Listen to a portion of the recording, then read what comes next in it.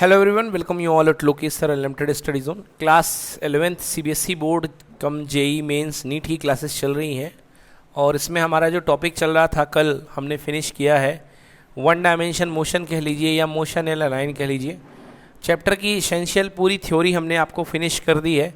2-4 point रह गए बच्चों, उसको अब डिस्कस करते हैं कि वो पॉइंट क्या है। आज हम आपको बताएंगे कि इंटीग्रेशन का क्या यूज़ है, इस चैप्टर में इंटीग्रेशन हमको क्या प्रोवाइड करेगा, ठीक है ना। तो देखिए क्या होता है बच्चों, इंटीग्रेशन मैंने आपको बताया था कि डेफिनेट इंटीग्रेशन जो होता है, अगर ए से लेके बी तक आप डेफिनेट इंटीग्रेशन करते थे एफ एक्स का with respect to D X, तो डेफिनेट इंटीग्रेशन आपको क्या देता था, एरिया। क्या देता था बच्चों, एरिया, ठीक है ना। अब इस कंसेप्ट का यूज़ करेंगे हमने क्या पढ़ा, हमने पढ़ा था कि v is equal to D S by D T. बोलिए पढ़ा था ना, v is equal to D S by D T. Velocity is equal to rate of change of displacement, था कि नहीं था, था। अब यदि इसको टी टी को यहाँ ले जाइए तो V D T is equal to कितना हो गया, डी एस। प्रॉपर इसको इंटीग्रेट कर दीजिए लिमिट के बीच में, तो टाइम की लिमिट t1 से लेके कितना t2, और ये डिस्प्लेसमेंट x2 x1 से लेके क्या तक, या x इनिशियल से लेके क्या x फाइनल। बोलिए यस और नो।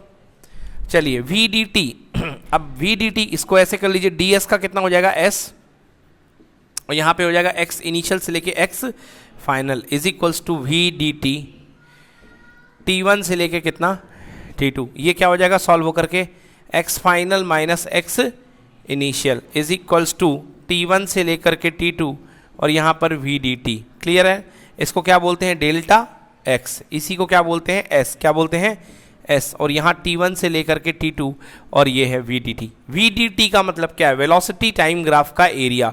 vdt का इंटीग्रेशन मतलब वेलोसिटी टाइम ग्राफ का एरिया, क्योंकि इंटीग्रेशन का मतलब मैंने क्या बताया था, एरिया। इंटीग्रेशन का मतलब क्या था, एरिया। मतलब वेलोसिटी टाइम ग्राफ का एरिया जो होगा आपको क्या प्रोवाइड करेगा, डिस्प्लेसमेंट। क्या प्रोवाइड करेगा, डिस्प्लेसमेंट। मतलब यदि आपके पास कोई वेलोसिटी टाइम ग्राफ है, ये देखिए अगर आपके पास कोई वेलोसिटी टाइम ग्राफ है ये वेलोसिटी है और ये टाइम है, अगर इसका आप t1 से लेके t2 में एरिया काउंट करते हो, t1 से लेके कहाँ तक, t2 में क्या निकालते हो, एरिया, तो ये जो एरिया होगा ये आपको क्या देगा, डिस्प्लेसमेंट, डेल्टा एक्स। क्या देगा, delta x. Change in position कह लो या डिस्प्लेसमेंट दे दो, तो बहुत ही इंपॉर्टेंट कंसेप्ट है कि वेलोसिटी टाइम ग्राफ का एरिया क्या प्रोवाइड करेगा, डिस्प्लेसमेंट को प्रोवाइड करेगा। समझ में आ गया, नोट करिए इसको, वेलोसिटी टाइम ग्राफ का एरिया डिस्प्लेसमेंट प्रोवाइड करेगा। चेंज इन पोजीशन या डिस्प्लेसमेंट, ये बहुत ही इंपॉर्टेंट कंसेप्ट मैंने बताया कि वेलोसिटी टाइम ग्राफ का एरिया आपको इंटीग्रेशन प्रोवाइड करता है। आइए नेक्स्ट कंसेप्ट की बात करते हैं। नेक्स्ट कंसेप्ट देखिए,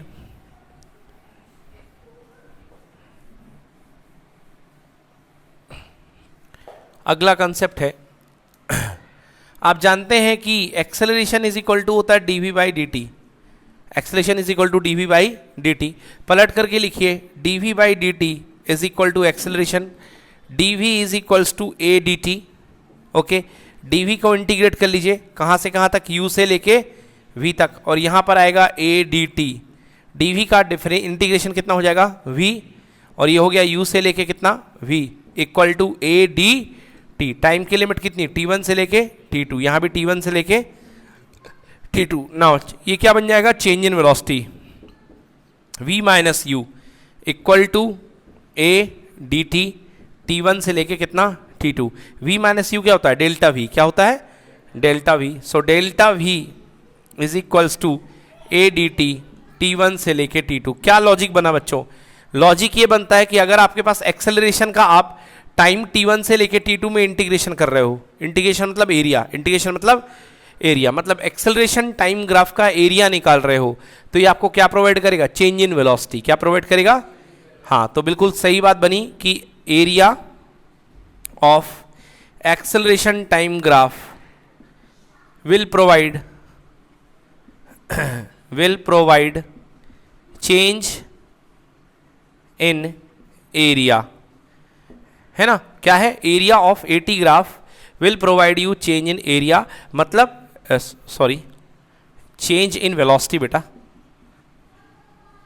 हाँ, ये देखिए ये क्या होता है, area A D T, t1 से लेके t2 क्या है बेटा, ये एरिया। किसका एरिया? एक्सेलेरेशन टाइम ग्राफ का एरिया, t1 से लेके t2 तक। और एक्सेलेरेशन टाइम ग्राफ का एरिया क्या प्रोवाइड करेगा आपको? Delta v। तो ये एक्सेलेरेशन टाइम ग्राफ है, मान लो एक्सेलेरेशन है और ये आपके पास में टाइम है, और ये t1 से लेकर के t2 तक का आपने एरिया निकाल लिया। तो ये जो एरिया होगा ये आपको क्या प्रोवाइड करेगा? Change in velocity. ठीक है ना। अभी बच्चों ये मैंने कंसेप्ट पढ़ाया, जब मैं इसके न्यूमेरिकल कराऊंगा ना तब आपको ये बहुत प्यार से समझ में आएगा। तो अभी इसको नोट कर लो ऐसे का ऐसा, जब न्यूमेरिकल कराने वाला हूं, चैप्टर पूरा खत्म हो चुका है तो बिल्कुल अच्छे से समझ में आएगा। चलिए हाँ बन गया, वेरी गुड, जिनको बन गया है। फर्स्ट क्वेश्चन देखिए, पहला क्वेश्चन कह रहा है under what condition the relation s equals to v into T कह लो या u into T, velocity into time is correct. Velocity into time is correct. कह रहा है कि किस रिलेशन में ये करेक्ट है। तो भाई साहब आप जानते हो कि s इक्वल टू होता है u into T plus half A T square. बोलो यस और नो। अब आपको यदि ये यहीं तक दे रहा है, इसका मतलब ये क्या है? जीरो कर दिया है। क्या कहे ये? मतलब एक्सेलेरेशन जीरो है। और एक्सेलेरेशन जीरो कब होता है? जब कैसा मोशन होता है? Uniform motion. कैसा होता है? तो ये जो केस है ये किसका है? यूनिफॉर्म वेलोसिटी का केस है। किसका है? यूनिफॉर्म वेलोसिटी का। ठीक है ना। So answer when a particle move with a uniform velocity in a straight line. पहला क्वेश्चन समझ में आ गया कि जब पार्टिकल जो होगा यूनिफॉर्म वेलोसिटी से, मतलब एक्सेलेरेशन जीरो होगा और मूव करेगा स्ट्रेट लाइन में, तब ये केस अप्लाई होगा। ठीक है ना। चलिए फर्स्ट क्वेश्चन डन। दूसरा क्वेश्चन करिए।